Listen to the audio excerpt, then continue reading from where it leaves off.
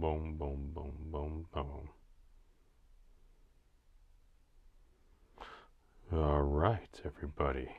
It says we're live. Hopefully that's a little better. I cleared out the cache. Let's see if we don't have as many. Oh my God, the dropped frames. I don't know. We'll figure it out. We'll get some updates. But hey guys, what's going on? So apparently the president come out several hours ago. Basically, they have a PowerPoint slideshow that try to link to. Actually, the video hadn't finished processing yet on YouTube, so this is actually brought to us by the Golden State Times. Thank you very much to the Golden State Times for your fair use of this product that you put up. We'll let your responses go across the bottom of the screen, so thank you all for watching there. But yes, let's tune in. We'll get about the first 15 minutes of the president's commentary. Be sure to take a look at this because a lot of the stuff is very interesting. A lot of it is actually common sense. I mean, with all these things, you have all these doctors and stuff, but I mean, these are certain things that we kind of always know, and I think it's just when you have somebody that's actually in a position of authority, you know, and trust, then we tend to give a bit more credence to it. So go on, Mr. President.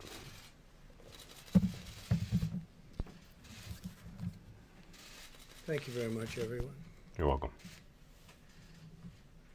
Our country is in the midst of a great national trial, unlike any we have ever faced before. It's got the charts. You all see it. You see it probably better than most.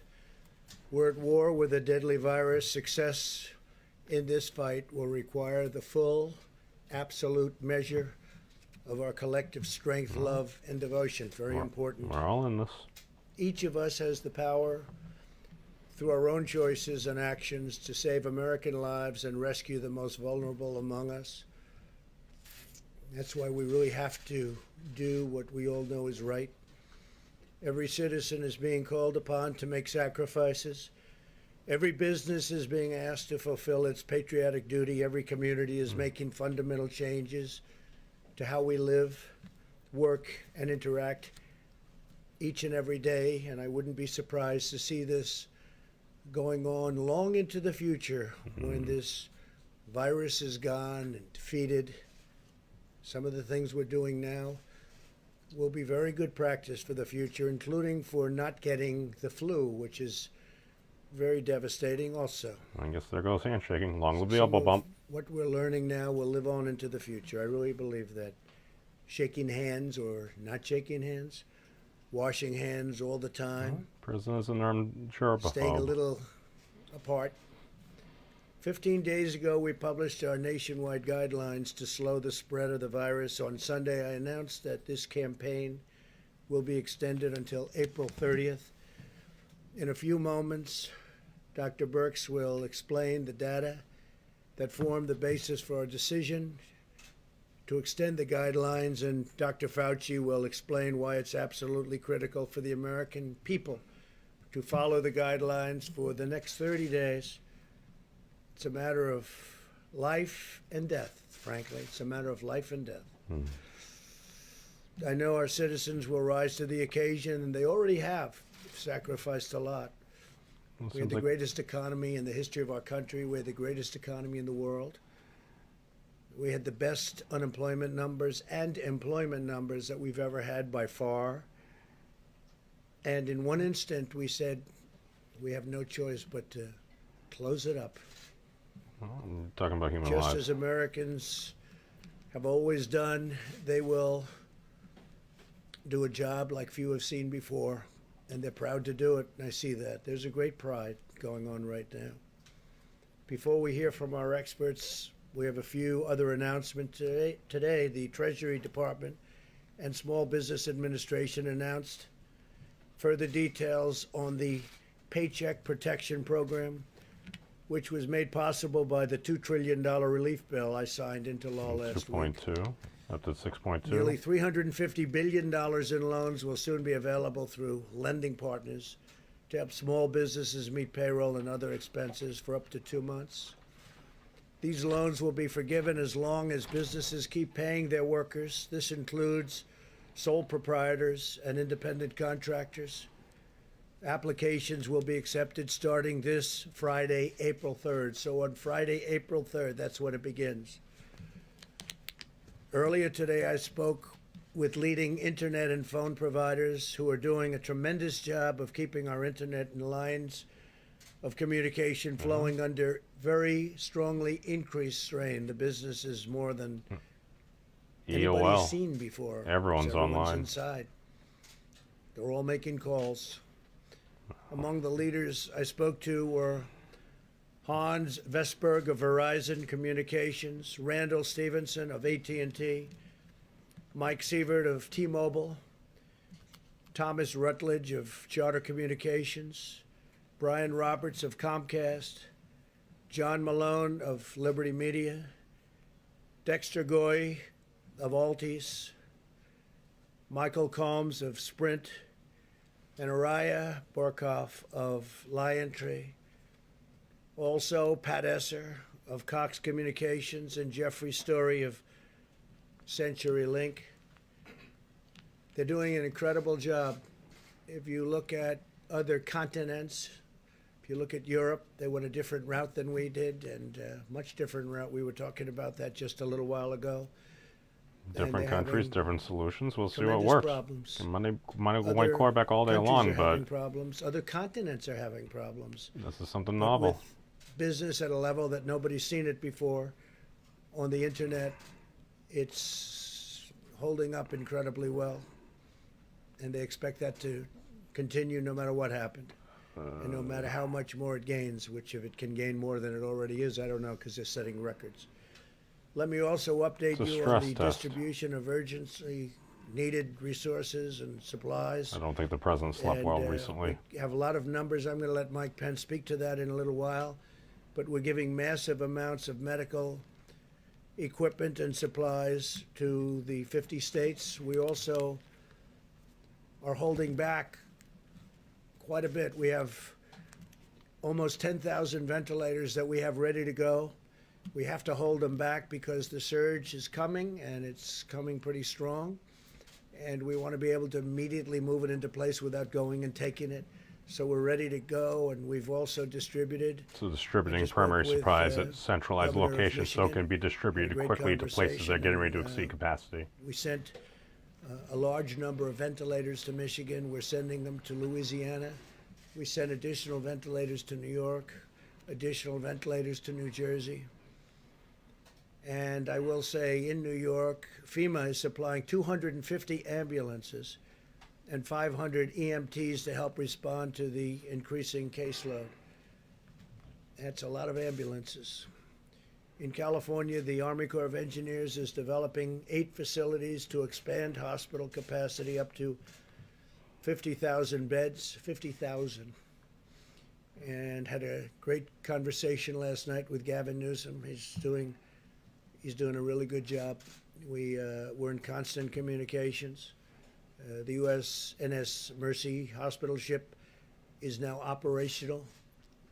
It's in Los Angeles and receiving patients. And in New York, as you know, the Comfort, everybody watched that. It's in place and will be in a very short while receiving large numbers of patients, over 1,000 rooms and 12 operating rooms. I really hope we're FEMA is also decent providing screening for that 100 because travel trailers to power assist to 'em. with housing needs, and we're ordering hundreds more. In Michigan, FEMA will soon deliver, in addition to the ventilators, 250-bed field hospital, and Army Corps of Engineers is evaluating locations to build alternate care facilities. So we're doing a field hospital in Michigan of 250 beds, and we may be doubling it up soon, depending on the need. They're doing a good job with beds in Michigan, but they may need more than the 250. So FEMA and the Army Corps of Engineers are prepared to go there quickly and get it done. In Louisiana, we're delivering 2 field hospitals to provide 500 new hospital beds. I've been talking with the governor, John Bell Edwards, and the Army Corps of Engineers has been really doing incredible work. Literally setting up field Establishing hospitals 3,000 bed on our alternate homeland. care site at the New Orleans Convention Center, Wow. which will be operational, believe it or not, this week. So we're doing a 3,000 Army Corps bed engineers don't alternate mess care around. site, and we're also doing a 500 bed new hospital, and that's in Louisiana, which really got hit. It started off very late, and it was looking good, and then all of a sudden it just reared up, came from nowhere. In addition came to from the somewhere. supplies we're delivering, we're also giving hospitals the flexibility to use new facilities, including surgical care centers, to care for hospital patients who are not infected.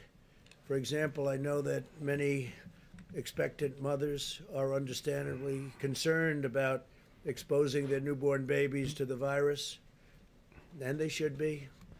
With our action yesterday, hospitals now have the authority to create special areas for mothers to deliver their babies in a very safe and healthy environment, So totally specialized separate. maternity areas.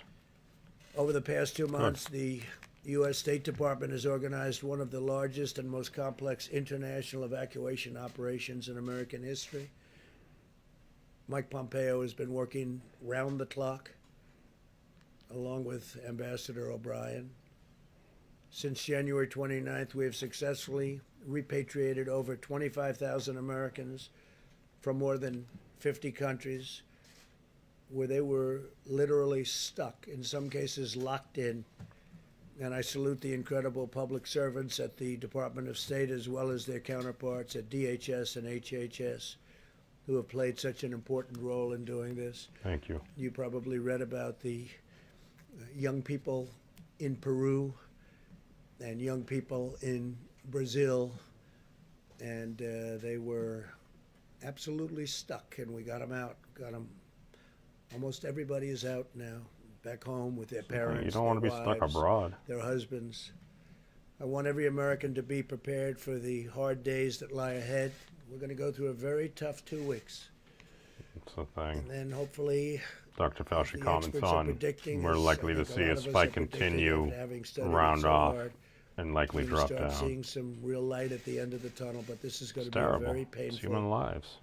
very, very painful 2 It's weeks. people's mothers, fathers, When you sons, look and daughters. see at night the kind of death that's been caused by this invisible enemy, it's incredible. I was watching last night Governor Murphy of New Jersey say 29 people died today, meaning yesterday, and others talking about numbers far greater. But you get to know a state. Those I are know our New fellow Jersey so Americans. well, and you hear 29 people, Members of our and community. hundreds in other locations, hundreds in other states. And this is going to be a rough 2-week period. As a nation, we face a difficult few weeks as we approach that really important day when we're going to see things get better all of a sudden. And it's going to be like a burst of light, I really think and I hope. So we get past Our this. strength will be tested I and don't know our about you guys, but endurance will be tried. totally want to party like it's But 2020. America will answer with love and courage and ironclad resolve. This is the time for all Americans to come together and do our part. I appreciate a lot of the media. We've had a lot of really good things said. I think only good things can be said when you look at the job that's been done. I just spoke with Franklin Graham, who's an extraordinary person. And Samaritan's Purse has been, like so many others, just been amazing and so fast. They did it so fast. He's been doing that for a long time, but I think people are really seeing what they have done. Franklin Graham, very special family. As we send plane loads of masks and gloves and supplies to the communities battling the plague, and that's what it is. This is a plague. We Well, also send our President said prayers. it. We pray for the doctors We're and in the plague nurses, times. for the paramedics and the truck drivers and the police officers and the sanitation workers, and above all, the people fighting for their lives in New York and all across our land. I watched as doctors and nurses went into a certain hospital in Elmhurst this morning. I know Elmhurst, Queens. I grew up right next to it. I know the hospital very well. Been seeing it all my life, my young life. And I will tell you that to see the scenes of trailers out there and what they're doing with those trailers, they're freezers, and nobody can even believe it. and I spoke to some of my friends. They can't believe what they're Taking away seeing. And I watched those the that have doctors and the passed. nurses walking into that hospital this morning. It's like military people going into battle, going into war. The bravery is incredible, and I just have to take my hat. I would take my hat. If I were wearing a hat, I'd rip that hat off so fast, and I would say, you people are just incredible. They really are. They're very brave. They're going in, and Thank you. they don't know. You have lots of things flying around in the air. You don't know what you're touching. Is it safe? And you also see where you have friends that go into the hospital, and you say, how is he doing 2 days later? And they say, sir, he's unconscious, or he's in a coma. So things are happening that we've never seen before in this country. And with all of that being said, the country's come together like I've never seen it before. And we will prevail, we will win, and hopefully it will be in a relatively short period of time. With that, I'd like to ask Dr. Birx to come up and show you some of the latest, just the data that has been, I think, brilliantly put together. And right after that, I'm going to ask Dr. Fauci to speak. And Mike Pence is going to give you some of the recent events that have taken place and some of the statistics that we have that I think will be very interesting here. All right. Thank you very much. And then they actually go through a PowerPoint presentation that is very useful. I'll double check to see if I could add this at a later point, hopefully if I remember. But essentially what we heard there from the president is he straight up and called this COVID-19 a plague. It's a plague. As well as he said, we will win. I believe in that. It's on people's minds now. It's just, this is literally classed as an act of God. It's a virus. It's a plague. It's literally a plague upon mankind right now. So how do we respond? Well, depending on where you are, we're all taking different precautions. We're all doing different things. This is a time where we really got to get together and just consider not what our country can do for us, but what we can do for our country. Is it cliche? Yeah. But I think at times like this is true. So just try to do our best. Try to keep a level head. You know what? If you do actually see another person, maybe try making eye contact. Maybe give them a little nod. Maybe give them a half wave or something like that. Who knows? Someday maybe you'll see that person again. Maybe it'll turn into a full wave. Maybe something good will come out of that. I don't know. I think a little positivity can go a long way now. So, hey, thank you all for coming by and watching. Peace out. Be safe. And long live the elbow bump. Oh, was it the